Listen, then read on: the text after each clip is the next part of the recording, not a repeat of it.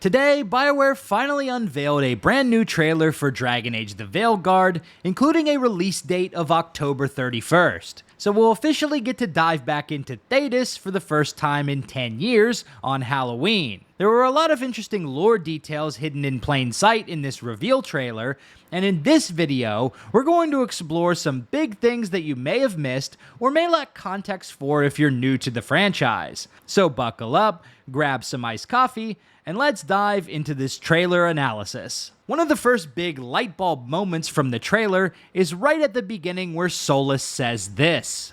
The blighted elven gods walk free, all because you disrupted my ritual. In order to understand the significance of this statement, we need to back up a bit and talk about the elven gods and the Blight. The elven gods are known as the Evanuris, and they include figures like Mythal and Elgernon. During Inquisition's Trespasser DLC, we learned that Solas created the Veil to seal away the Evanuris and the Forgotten Ones. In the original gameplay reveal, Rook and crew stopped Solas' ritual, which caused two of these Evanuris to escape and break into the real world. According to the exclusive Game Informer article about Dragon Age The Veilguard, these elven gods were Elgernon and Gillanane. I'm probably butchering those names, but it is what it is. And here are the screen caps of what they look like. It's interesting that Solas refers to them as blighted elven gods, because in the world of Dragon Age, blight has a very specific meaning. A blight occurs when the Darkspawn find a slumbering old god, which live in the form of dragons, and corrupt it to become an archdemon. This tainted dragon then leads a Darkspawn horde to attack the surface world. The old gods were previously worshipped in the Tevinter Imperium, which of course is one of the settings of Dragon Age The Veilguard, and there is some contention between the Chantry and other factions over the true nature of the old gods.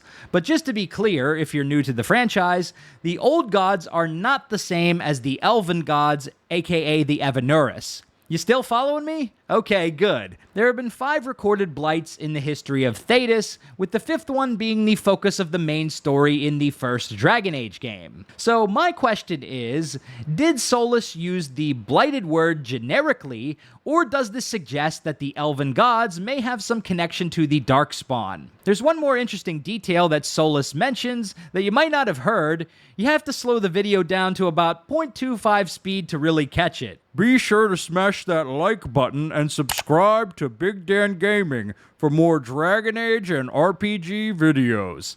Wow, that's crazy. Thanks for the endorsement, Solas. I'll be damned. A griffin.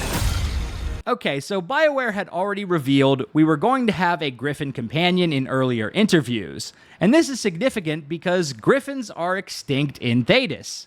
In the past, Griffins actually had a special connection to the Grey Wardens, who tamed them and trained them as mounts.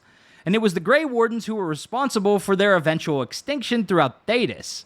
Basically, the Wardens put their Griffin companions through the joining by having them drink Darkspawn blood. They thought this would make them more formidable fighters, but instead of doing that, this pretty much gave them Griffin AIDS, which spread throughout the population like wildfire and led to their extinction.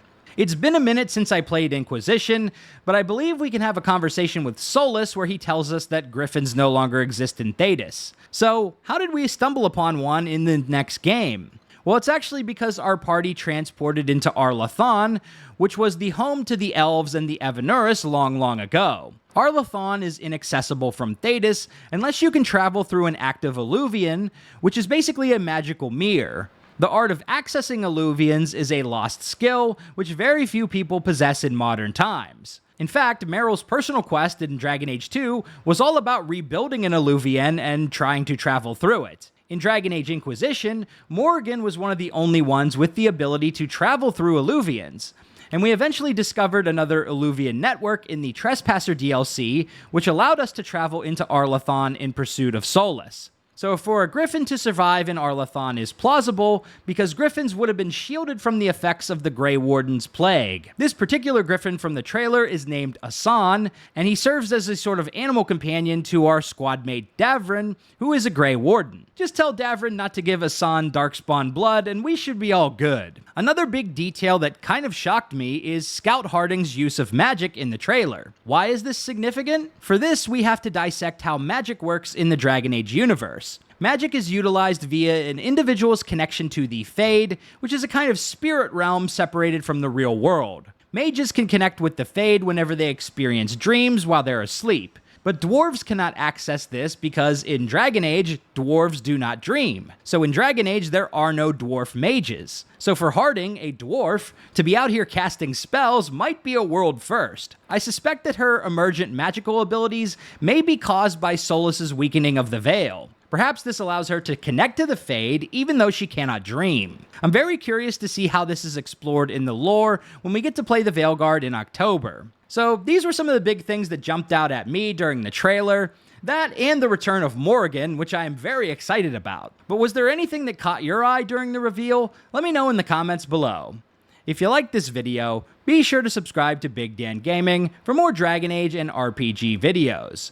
Big shout out to all the channel members for supporting my content. Until next time, this has been Big Dan. I should go.